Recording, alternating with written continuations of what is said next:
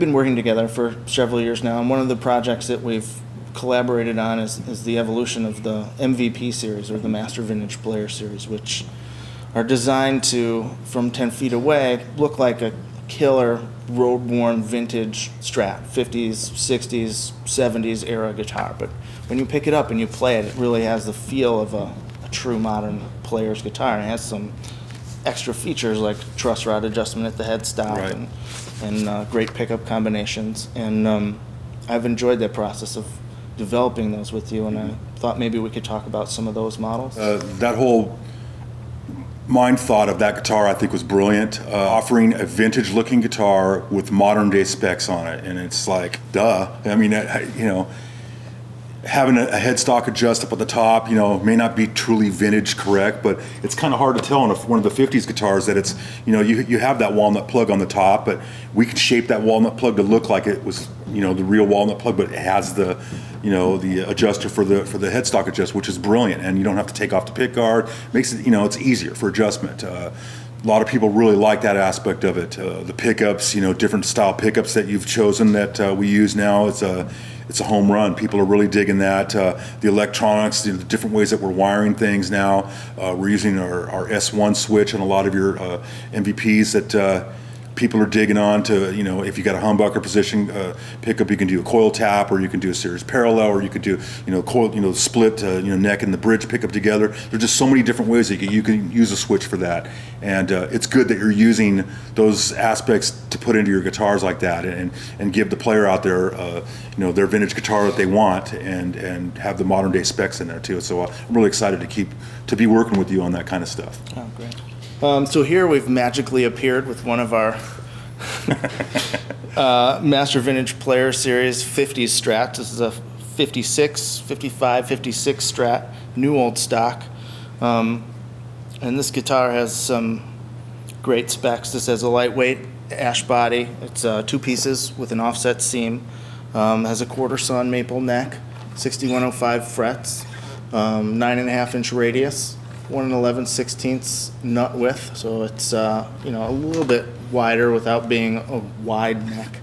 You do have the truss rod adjustment at the headstock, and one of the nicest components I think on these new old stock guitars is that the neck is finished with a gun stock oil rather than a thick glossy lacquer. So you still have the shiny, new, off the production line look to the guitar, but you also have the natural soft feel of bare wood on the neck.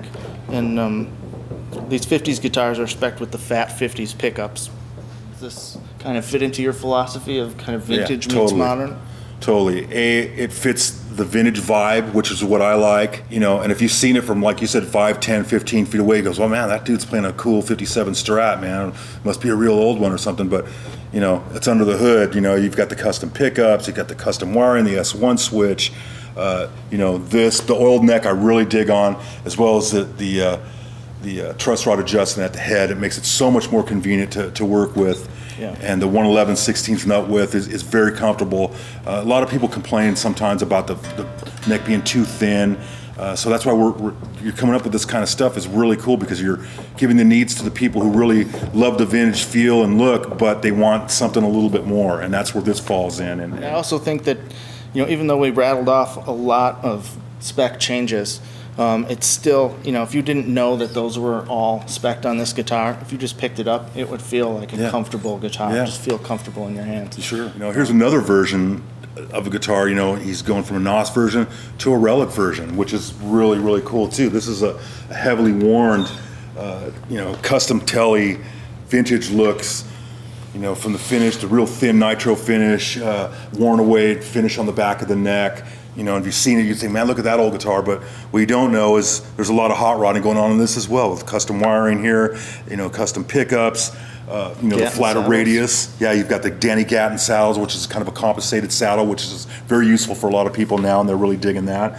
The 9.5 radius and the 6105 fret wire, 1 11/16 nut width here, and again, it has that headstock adjust truss rod up here, which is very useful as well. And you know, it's just a great feeling sounding guitar, man. And you know, I think you're onto something here, and hopefully the people agree that they're getting something really special here. And back here we have 2 more guitars from our MVP series.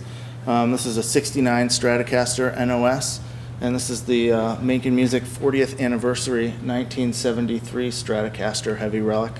The '69 and the '73 Strats, these are both spec'd out the same, other than that this one has a rosewood board and this one has a maple board. We chose 1973. Obviously that's not a year most people think of as a premium vintage year, but when you get a master built or a team built custom shop piece, you don't have to worry about any of the inconsistencies of the older guitars. Right. So, I mean, we went with that year because, you know, it's got the cool big headstock.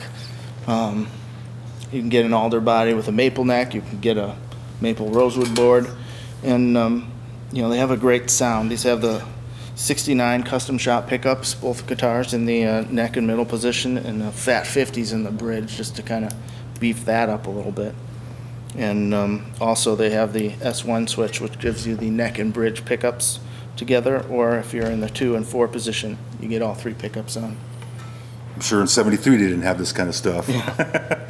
So yeah, it gives you a wide range of versatility of tonal excitement. And they both have the bullet truss rod adjust, so that makes it even easier to tweak your neck. And the neck profile on these guitars is the small U, which is actually very similar to like a old Charvel or something like that. And with the flatter radius and the bigger frets, you can really get to town playing these guitars.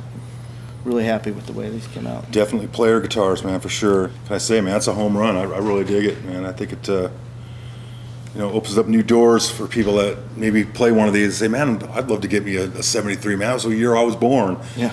And it's just cool to be able to do something like that, and you guys to offer something like this. I think it's really, really cool. Yeah, 4-bolt necks. Yep.